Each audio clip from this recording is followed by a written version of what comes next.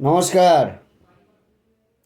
সেই বাঙালি মানুষ যাকে আপনারা পরিযায়ী শ্রমিক ভাবেন, তা আশা করি আপনারা সবাই ভালো আছেন। পিওর বাঙালি মানুষ। হ্যালো গাইস বলার অভ্যেস নেই, তাই এই বলেই শুরু করছি। আজ রবিবার, এই রাত্রেবেলায় ভিডিও বানাচ্ছি একটু ফ্রি সময়ে। আশা করি যাদের কাছে ভিডিওটি যাবে একটুখানি দেখবেন। স্ক্রল করে তো অনেক কিছু দেখেন, অনেক কিছু দেখেন না, তার মধ্যে আমাকেও রাখেন দেখার লিস্টে। আমার ফায়দার জন্য না, আমাদের মতন বাঙালি মানুষ কি ঝেলে সাংসারিক লাইফে, সেটাও মানুষের অবধি পৌঁছানো দরকার।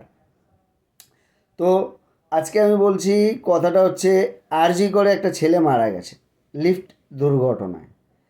কথাটা হচ্ছে, সবাই এখন যান্ত্রিক ত্রুটি, লিফটকে বানিয়েছে, লিফটের দায়িত্বে কে ছিল, লিফটম্যান কোথায় ছিল, এইসব নিয়ে সবাই খুব ব্যস্ত। কিন্তু একটা মেন প্রশ্ন এখনও অবধি মিডিয়া বা আমরা বাঙালি সমাজ করে উঠতে পারি না সরকারের সামনে চোখে চোখ রেখে। সেটা হচ্ছে, এই এত বড় আরজিকর হসপিটালটার যে মেনটেনেন্স ডিপার্টমেন্ট থাকে, তার হেড সে কোথায়? বা এই আরজি করে যে যারা যারা বড় বড় পোস্টে থাকে, তাদের কি দায়িত্ব ছিল না এই মেনটেনেন্স ডিপার্টমেন্টের কীরকম কী কাজ চলছে সেটা দেখার? এইসব কথা এখন অতীত। মানুষটি চলে গেছে, তার ছেলে, ছোট বাচ্চা ছেলে, বউ, তাদের লাইফ তারা নিজেদের মতনভাবে যেভাবে হোক গুছানোর চেষ্টা করবে। কেন, চলে যাওয়া মানুষ তার রিটার্ন আসবে না। তো আমাদের বাঙালিদের, মিডিল ক্লাস বাঙালিদের এই অসময়ে শারীরিক কারণে একটাই গন্তব্যস্থল হচ্ছে গভর্নমেন্ট হসপিটাল। তো চলুন গভর্নমেন্ট হসপিটাল বিষয়ে কিছু কথা বলি। আমরা রোজ দেখি, রোজ পার ডে দেখি আমরা, যে গভর্নমেন্ট হসপিটালে আপনি যদি একটা সিরিয়াস পেশেন্ট নিয়ে যান, সেই সিরিয়াস পেশেন্টটাকে রিক্সা, অটো, টোটো, তারপরে অ্যাম্বুলেন্স, যাই হোক নামাবেন, নামানোর পরে একটা স্ট্রেচার, সেটা খুঁজতেও আমাদের অনেকটা সময় চলে যায়। পাওয়ার পরে আপনি ওই র্যাম্প থেকে ভেতরে হসপিটালে ইন করবেন। ইন করার পরে সবার ফার্স্টে দেখবেন ডাক্তার মশাই কোথায়। যদি ছেলে হয় তাহলে ছেলেদের ওয়ার্ডে আপনাদের যেতে হবে, বা মেয়ে হলে মেয়েদের ওয়ার্ডে যেতে হবে। এই যাওয়ার জন্য সবার আগে আমাদের দরকার লিফট।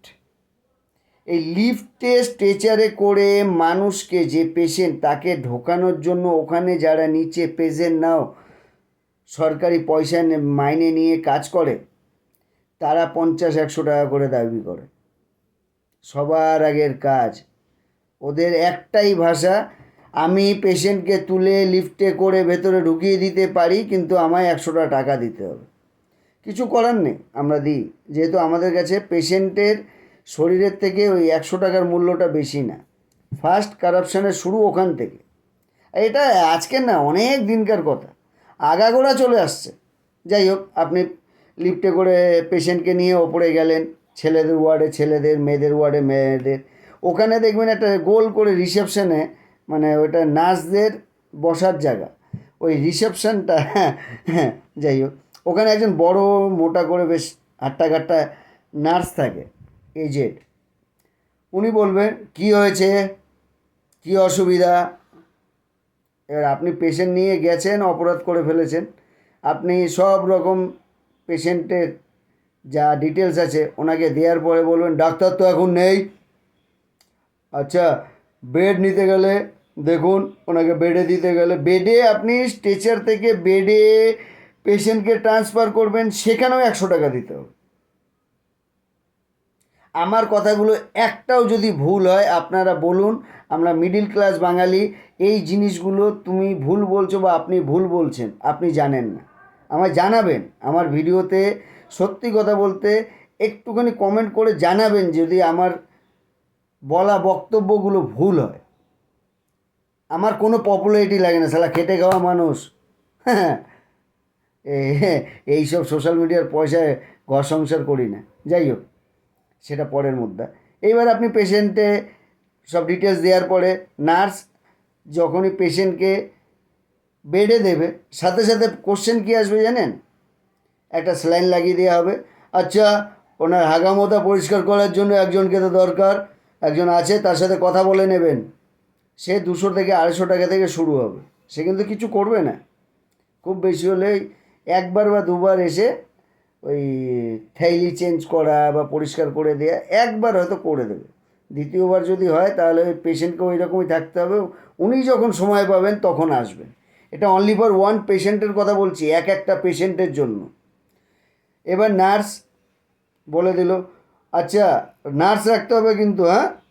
ফার্স্ট 200-400 থেকে চালু হয়, 200-400। আপনি যেরকম 24 ঘন্টা নার্স লাগবে, 12 ঘন্টা একজন, 12 ঘন্টা একজন, সেই মানে পার ডে খরচে আপনার মিনিমাম 1000 টাকা ধরে চলুন, ঠিক আছে। আর কোনো অসুবিধা হবে নিচে বসে থাকবেন, যখনই কোনো পেশেন্টের অসুবিধা হবে আপনাদের ডাক দেওয়া হবে, ঠিক আছে। এটা হচ্ছে গভর্নমেন্ট হসপিটাল, এটা হচ্ছে আমাদের বাংলার গভর্নমেন্ট হসপিটাল। এই লিফটে যে মানুষটি মারা গেছে, ছেলেটি, লিফট খারাপ। আচ্ছা, আমাদের এই পিসিমণি ভাইপো বাড়িতে লিফট বসায়, সুইমিং পুল বসায়, তবে কালীঘাটে সিঙ্গেল বাড়িতে তো লিফট থাকবে না। উনি যত যা কিছু ব্যবহার, মানে যেসব কোম্পানির মালিকানা খুলে রেখেছেন, হ্যাঁ, সেগুলো তো সরকার চেঞ্জ হলে বাইরে আসবে, যদিও কোনো ফায়দা নেই। কেন, বাংলায় চুরি করো আর ঘরে থাকো, পার্টি কী করবে? বহিষ্কার। হ্যাঁ, তাছাড়া কোনো সাজা হয় না। যাই হোক, এইসব যখন সামনে আসবে আলাদা কথা। এই লিফটগুলোকে কেন এই ডিজিটাল হিসেবে এখনকার সময় হিসাবে বানানো হয় না? যাতে সেন্সার থাকবে, যাতে কোনো বিপত্তি হলে পরে, কোনো অসুবিধা হলে সাইরেন বাজবে, তাতে ওপেন আউট করার জন্য নানান ধরনের টুলস কিটগুলো অ্যাভেলেবল থাকবে। এইগুলো কেন করা হয় না? এই যে মেনটেন্যান্স ডিপার্টমেন্টের লোকগুলো আছে, তাদের ব্যবহার এত খারাপ, তার কারণটা কি জানেন? সবার আগে হচ্ছে ক্ষমতার দাপট। এই হসপিটালে যারা বড় বড় পোস্টের দায়িত্বে আছে, তারা ওই এরিয়ার বিধায়ক, মিউনিসিপ্যালিটি চেয়ারম্যান, আমি মেন এখন আরজি কর, পিজি, সাগর দত্ত, অনেক বড় বড় হসপিটালের নাম শুনেছি, ঠিক আছে। হ্যাঁ, এই সব জায়গায় এক বিধায়ক, কাউন্সিলর, চেয়ারম্যান, ওসিকে বলে দিচ্ছি, অফিসার ইনচার্জ, আইসিকে বলে দিচ্ছি, হ্যাঁ, এইসবে ব্যস্ত। আমাদের বাংলার স্কটল্যান্ড পুলিশ, ইন্ডিয়ার মধ্যে সবচেয়ে কারাপ্টেড জায়গা হচ্ছে আমাদের পশ্চিমবঙ্গ। যাতে পুলিশরা সেখানে গিয়ে 1 লাখ 10 লাখ টাকা মাসে কামাতে পারে, তার জন্য লোকে পয়সা দিয়ে পোস্টিং নেয়, তার জন্য পয়সা দিয়ে পোস্টিং নেয়, কে কোন এরিয়ায় কোন দায়িত্বে থাকবে। এত কারাপশান ওখানে। আপনি যদি বলবেন না ফোন করে যে এইখানে মার্ডার হয়েছে, বা এখানে হাফ মার্ডার হয়েছে, বা এখানে অশান্তি হচ্ছে, যার যত বড় কেস তার তত বড় দাম। আরজি করে অভয়া তিলোত্তমা মেয়েটির যেভাবে নৃশংসভাবে রেপ করে খুন করা হয়েছে, সেই নিয়ে সারা বাংলা জেগেছিল। আজ তার মা বাবা রাজনীতিতে নেমেছে, কোন পার্টির হয়ে দাঁড়াচ্ছে সেই নিয়ে অনেকে অনেক মাথা ব্যথা থাকতে পারে। বাট তাদেরও বলি, আজকে উনি একটা মিডিয়া বাইটে বলেছেন, সেই ভিডিওটা আমার কাছে আছে, কীভাবে অ্যাড করে চালাতে হয় আমি জানি না, সাদামাটা মানুষ, যা পারি মুখের ওপরে সত্যি কথা বলে দিই। ও ভালো লাগলে ভালো, নালে পরে ওই ভাষাটা বুঝে নেবেন। হ্যাঁ, তো উনি মিডিয়া বাইটে বলছে আজকে ওনার মুখ, ওনাদের মুখ যেন মিডিয়ায় দেখানো যায়। তা ফার্স্ট পয়েন্ট হচ্ছে, আপনি প্রার্থী ঘোষণা হওয়ার পরে আপনাকে তো জনসম্মুখে আসলে মুখটা দেখেই আসতে হবে।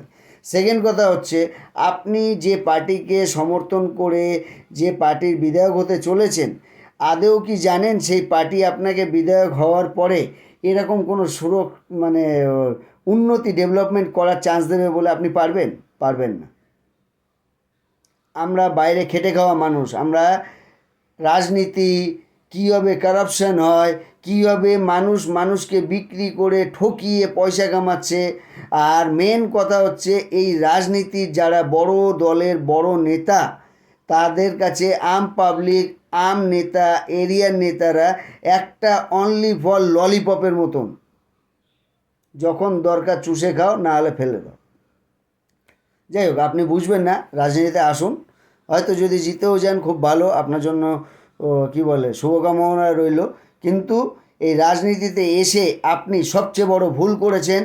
বাংলার যে মানুষরা ঐক্যবদ্ধভাবে আপনার মেয়ে নৃশংসভাবে রেপ হওয়া, খুন হওয়ার বিরোধিতা করে সরকারকে কুর্সি হিলিয়ে দিয়েছিল, ওই পিসিমণি, বেগম পিসিমণি, যে ওপর থেকে নিচে নেমে এনেছিল টালির একতলা দশতলা এইসব থেকে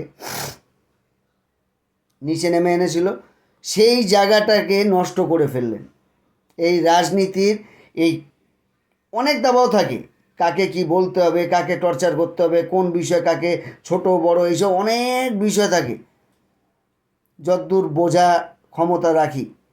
এইসবের মাঝখানে আপনি ভালো মন্দ কথা বলতে গিয়ে যে মানুষের মনে আপনাদের ভালোবাসার জায়গা বা আপনার মেয়ের হওয়া অত্যাচারের বিরোধিতায় ন্যায্য ন্যায়ের দাবিতে বাংলার মানুষ যেভাবে মন থেকে আপনাদের পাশে এসেছিল, সেই জায়গাটা নষ্ট করে ফেলল। আপনি যদি এই দুর্নীতি, চোর, এই রেপিস্ট, এই সব নেতাগুলো বা এই সরকারকে হারানোর জন্য এমনি মানে নির্দলীয় হিসাবেও যদি আপনি রাস্তায় নামতেন না, হয়তো পুরো বাঙালি আপনার সাথে রাস্তায় হাঁটতো। আপনার কাছে অনেক সময় ছিল। আপনি বিগত বেশ কিছু দিন এই সব বিষয়ে খবর চালানো, খবর করা, মিডিয়ায় থাকা, এইটাকে কাজে লাগিয়ে রাজনীতিতে নেমেছেন। এই রাজনীতিতে নামার থেকেও বড় কথা হচ্ছে আপনি যে রাজনীতির পাল্লায় পড়ে যে কথাগুলো বলবেন, এই বাঙালি আরও 100 বছর এই একতা হওয়ার মনোভাবটাকে আরও পিছনে করে দিলেন। আরজি কর, সাগর দত্ত, আমি ব্যারাকপুরের মানুষ, BN Bose hospital, Raj Chakraborty, direct video করে বলছি, যান ওখানে দেখুন,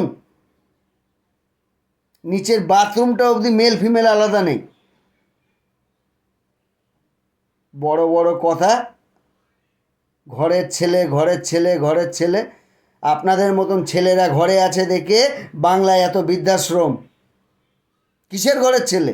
এতগুলো বাউন্সার নিয়ে ঘোরেন, আপনার কাছে একটা কথা বলতে গেলে পরে আপনার কাছে 10টা লোকের পারমিশন নিয়ে যেতে হয়। আপনি কথা শোনার মানুষ? আপনি আপনার দুনিয়ায় ডাইরেক্টরি করছেন, করুক গে। ওই টিএমসি পার্টি, তৃণমূল পার্টি আর টলিউড ম্যানেজমেন্ট কোম্পানি টিএমসি, এই দুটো সেম। আপনারা বাংলার মানুষকে বোকা বানান।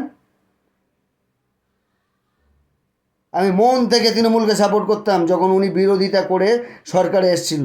উনি দুর্নীতিবাজ, যত চোর, জোচ্চোর, নোংরা, রেপিস্ট, গুন্ডা যত ইউপিতে বিহারে মেরেছে, তাদের ভয়ে যারা পালিয়ে সব কলকাতা দখল করেছে। কিছু সমাজ বিরোধী মুসলিম লোক এদের সাপোর্ট নিয়ে ভয় দেখিয়ে আতঙ্ক ছড়িয়ে কি মনে করেন বাঙালিকে ভয় দেখাচ্ছে? ফালতু এত যত সব। আজ বামপন সরকার 34 বছর সরকার করে গেছে, ওদেরও লাস্টের দিকে সেম দশা ছিল। আপনার 15 বছরে যা করেছেন তা 34 বছর কেন, 50 বছরও হয়নি। কত পুকুর ভরা হয়েছে জানেন? কত জমি দখল হয়েছে জানেন? এই যে কয়দিন আগে গোডাউনগুলো সিল করা হয়ে, গোডাউনগুলোতে 26টা মানুষ পুড়ে মারা গেল। এই 26টা মানুষ পুড়ে যাওয়ার পিছনে মেন গেট লক করা ছিল। কী কারণে ছিল একটা চালু গোডাউন বাইরে থেকে মেন গেট লক করা? কই সরকারে আপনারা জানেন না? এখানে এত বড় গোডাউন। এই সুজিত বসু যেই দিন ঘটনাটি ঘটলো সেই দিন সন্ধেবেলায় গিয়ে ওখানে কি বললো, এখানে ফায়ারের বিষয়ে আমাদের কোনো বলার কর্তব্য না। জানেন, আমি যতদূর বাইরে ঘোরা মানুষ হিসেবে জানি, কোনো একটা বড় গোডাউন, বিল্ডিং, প্রপার্টি এইসবে যেখানে বাইরে কমার্শিয়াল লোক কাজ করে, তার পারমিশন মানে সেটা তৈরি করা, কাস্টিং করার সময় ফায়ারের পারমিশন নিতে হয়। সেটা ভিজিট করে ফায়ারওয়ালারা নাকি করে যে এ ঠিকভাবে ফায়ার ফাইটিংয়ের মেনটেন করে কাজ করছে। কোনো রকম ফায়ার রিলেটেড ইস্যু হলে এই জায়গায় সাফিসিয়েন্ট মানুষকে 2, 10, 5 মিনিট, 20 মিনিট, আধা ঘন্টা, 1 ঘন্টা সাপোর্ট করা যাবে। তাদের ব্যবস্থা এরা অলরেডি করেছে, সেই বেসে পারমিশন দেওয়া হয়। আমরা রোল বেচি বাঙালি, সবাইকে কী ভাবেন চপ ঘুগনি বেচা মানুষ? আমাদের বুদ্ধি নেই, নির্বোধ।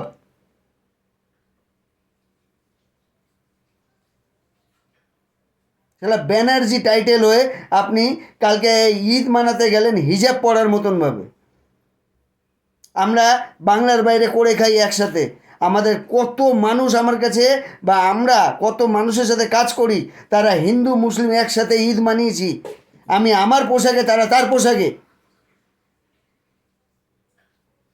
কই, ওরা তো বলেনি আমায় টুপি পরতে হবে। রাজনীতি রাজনীতি রাজনীতি, নোংরা, হদ্দ নোংরা আপনারা। ভালো বিরোধী হওয়া যায়, বিরোধিতা করার জন্য ভালো পবিত্র মন নিয়ে ভুলের দিকে সঠিক করার জন্য বিরোধিতা করা যায়, বাট বিরোধী হয়ে সরকার জেতার পরে ভালো লিডারশিপ করা, এটা ইম্পসিবল, সবাই পারে না। সেই ব্যর্থতার মধ্যে আপনিও একজন।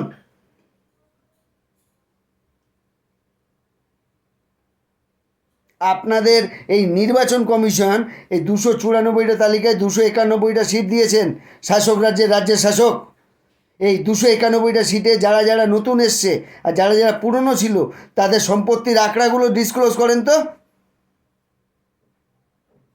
কার কটা ফ্ল্যাট, কার কটা বিয়ার বার, কার কটা প্রাইভেট স্কুল, কার কটা সুইমিং পুল, কার কটা এরিয়া ঘেরা আছে জানেন?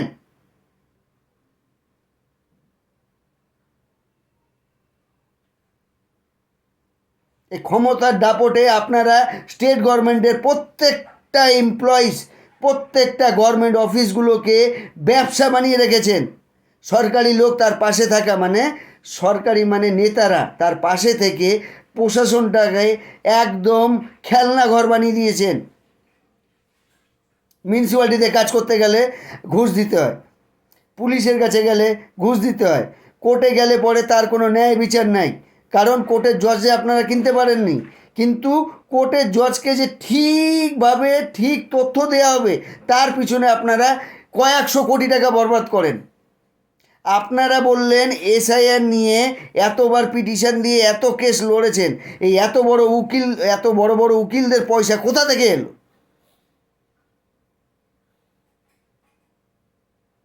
মানুষ কিছু বোঝে না। 2 দিন আগে আপনি মঞ্চে উঠে কি বললেন? পয়সা নেবেন, পয়সাটা আমাদেরই পয়সা, মানে ট্যাক্সের পয়সা, কিন্তু ভোট বুঝে শুনে দেবেন। তারপরের দিন আবার মঞ্চে উঠে বললেন পয়সা যে নেয় সেও ভুল করে, পয়সা যে দেয় সেও ভুল করে। মানুষ কি পান্তা ভাত খাবে না, ফ্যান ভাত খাবে না, শুকনো ভাত খাবে? আপনি নিজেই তো গুছিয়ে দিচ্ছেন। কি রাজনীতি এটা? একটা হসপিটাল গভর্নমেন্ট ভালো তৈরি হয়নি আজ অবধি, একটা ভালো কোনো স্কুল নেই। স্কুলগুলো, আমি যে স্কুলে পড়তাম, মনমোহনাথ বয়েজ, নাম করে বলছি, ব্র্যাকপুর, নোনা, চন্দনপুকুর, পঞ্চমতলা, স্কুলটার অবস্থা শালা ওখানে চপের দোকানের থেকেও খারাপ। সরকার চালাচ্ছেন, আপনি বংশ বিস্তার করতে বসেছেন, আপনার পরবর্তীকালে যেন ভাইপোই সাম্রাজ্য চালায়। ইউপি বিহারে যত গুন্ডারা ছিল, যারা টপ টপ লিস্টেড, তাদের মেরে সরিয়ে দিয়েছে বিজেপি সরকার। ঠিক আছে, দুর্নীতিবাজ সরে যাওয়া দরকার, কিন্তু তাদের নিচে যারা কাজ করত তাদেরকে আশ্রয় দিয়েছেন আপনারা।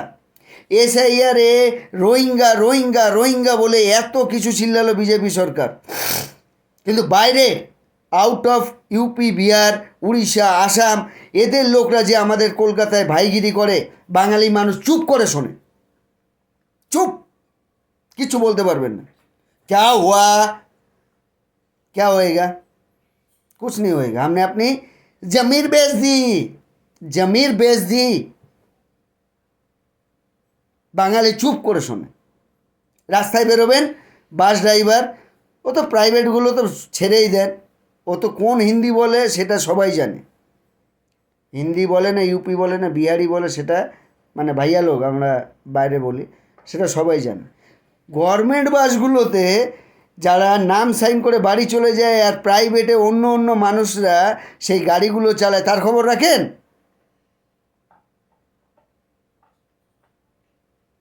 আপনাদের নেতা যাদের যাদের এখন টিকিট দেননি, তাদের সম্পত্তিগুলো কোথায় গেল? আপনি তো একবার বললেন কি, এই তুই তো বোম বাঁধিস, তোর ওখানে বাস স্ট্যান্ড দিয়ে কী হবে?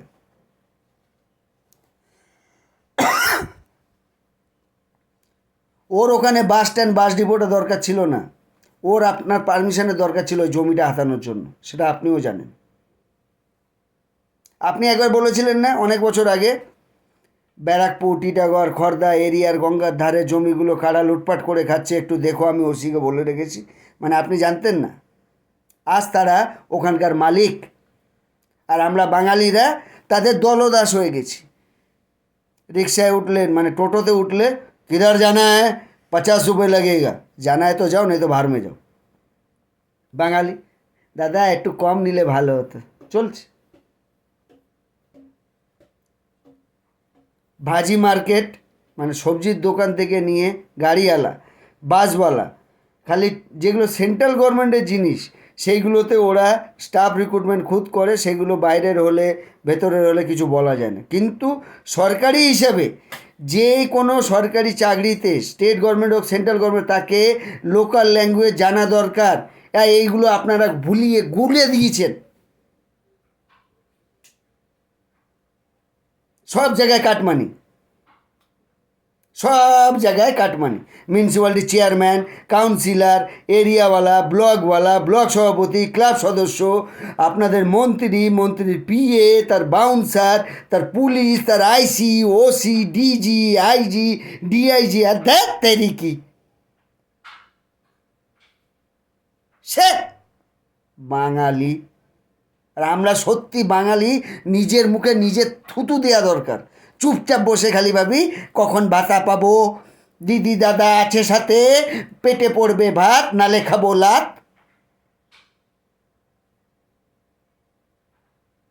আমাদের তো দরকার পড়েনি। আজ বিগত 10-15 বছর, 20 বছর ধরে বাইরে খেটে খাই, ঘর পরিবারের সাথে খাই। কই আমাকে কাউকে 1 টাকার কাটমানি দিতে হয় না, যেটুকুনি রোজগার করি বউ বাচ্চা নিয়ে ঘরে শান্তি দেখাই, কই দিতে হয় না তো। আমিও তো চাইলে, মানে আমি যদি চাই বা আমার যদি ইচ্ছা থাকে, আমিও তো কলকাতায় গিয়ে কোনো ব্যবসা বাণিজ্য করতে পারি। জানেন, ওখানে যদি আমি 2 লাখ টাকা কোথাও কোনো বিল্ডারের কাছে কাজে যদি পাই, আর সে যদি টাকাটা মেরে দেয় না, তাহলে ওই এরিয়ার কাউন্সিলর, চেয়ারম্যান, ভাই লোক এইসব করতে গিয়ে আমার 2 লাখ খরচা হয়ে যাবে, তবু ওই যে সামনেওয়ালা 2 লাখ সেটা রিটার্ন পাবো না। এটাই আসলিয়াত। এর জন্য বাংলায় যাব না। আমাদের বাসস্থান, আমাদের মাতৃভূমি। যেদিন বুঝবো সমাজ পরিষ্কার হয়েছে, যেদিন বুঝবো সভ্য সমাজে বসবাস করা যায়, সেই দিন এই বাঙালি পরিযায়ী, এই অচেনা অচেনা মানুষ বাংলায় গিয়ে বসবাস করবে। ভোট কিসের ভোট? চাল পাট।